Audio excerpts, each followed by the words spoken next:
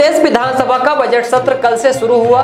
पहले दिन नेता प्रतिपक्ष उमंग सिंघार और कांग्रेस विधायक एप्रिन पहनकर पहुंचे और नरसिंह घोटाले को लेकर नारेबाजी की।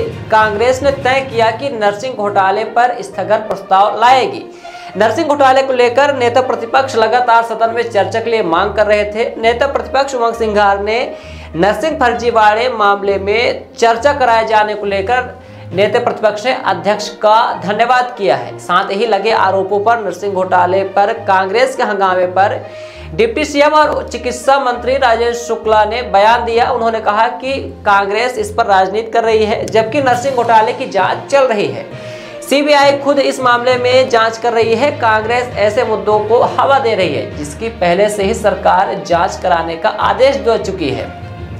आप भी सुनिए नरसिंह घोटाले को लेकर सदन में चर्चा के दौरान नेता प्रतिपक्ष उमंग सिंघार ने सत्ता पक्ष पर क्या आरोप लगाए हैं और क्या कुछ बड़ी वजह बताई है। नरसिंह घोटाला इंडियन नर्सिंग काउंसिल के एक्ट के तहत जो नियम थे, उन नियम को बदल दिए। 1973 में नियम बने, कानून बना, अधिनियम बना, 2018 में इसके नियम बने। 2020-21 में सबसे ज्यादा कॉलेज की परमिशन दी गई 219 कॉलेज। अचानक ऐसी क्या बाढ़ आ गई कि 2019-20 तक 488 कॉलेज थे, वो सीधे 670 कॉलेज हो गए।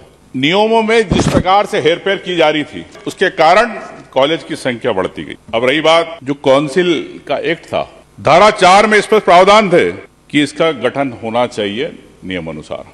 गठन हुआ, लेकिन क्या इलेक्टेड जो लोग थे वो लोग इस कमेटी में, काउंसिल में रहे? क्यों 4 अधिकारी चला रहे थे? क्यों मंत्री चला रहा था? आपको बताना चाहता हूं अध्यक्ष जी आपके माध्यम से, इसलिए एक्ट में क्लियर लिखा था कि 2 sister tutor of school nursing of Madhya Pradesh nominated by state government of rotation, 1 nurse elected by the Madhya Pradesh branch of Trained Nurse Association of amongst the registered nurse residing in Madhya Pradesh, 3 nurse elected by registered nurses other than those who are member of the Madhya Pradesh board of Trained Nurse Association from amongst themselves of whom 1 shall be male nurse, 1 midwife elected registered होना चाहिए। Short में कहता हूँ 1 auxiliary nurse midwife elected by registered होना चाहिए, 1 health visitor elected होना चाहिए, 1 member elected by red cross society होना चाहिए। अध्यक्ष जी आपकी जानकारी के लिए इसमें धारा 6 के अंदर स्पष्ट लिखा है, एन इलेक्शन अंडर क्लॉज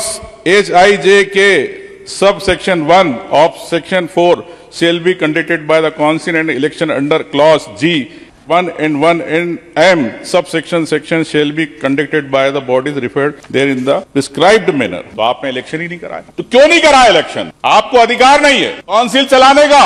आप चाहते थे हमारे हाथ में रहे। माननीय अध्यक्ष महोदय, काउंसिल का कंट्रोल अवैध रूप से लिया गया। कैसे लिया गया? इस अधिनियम की धारा 31 में स्पष्ट लिखा है, जब सरकार को यह प्रतीत होता है कि नर्सिंग काउंसिल अपने दायित्व को पूर्ण करने में विफल रही है, काउंसिल ने अपनी शक्तियों का दुरुपयोग किया है, उसी समय उन्हीं परिस्थितियों में काउंसिल को विघटित कर राज्य शासन सभी नियंत्रण अपने हाथ में ले सकता। काउंसिल बनी नहीं, बनी तो चुनिंदा अधिकारियों की, इलेक्टेड लोग नहीं रहे। घोटाला हुआ नहीं काउंसिल में, फिर कैसे सरकार ने टेक ओवर कर ली पावर? ये सबसे बड़ा महत्वपूर्ण प्रश्न है कि जिस धारा 31 के अंदर सरकार उसी स्थितियों में कर सकती थी जब काउंसिल में कोई घोटाला हो। तो हमारे तत्कालीन मंत्री विश्वास सारंग, इन्हीं के आदेश है, इन्होंने किस प्रकार से टेक ओवर किए। ये मैं आपसे कहना चाहता हूं कि ये एक सुनियोजित तरह से किस प्रकार से अधिकारों को आपने लिए अपने हाथ में, उस काउंसिल को बनने नहीं दिया। और जो काउंसिल का बजट था 200-300 करोड़ रुपए जो आया है,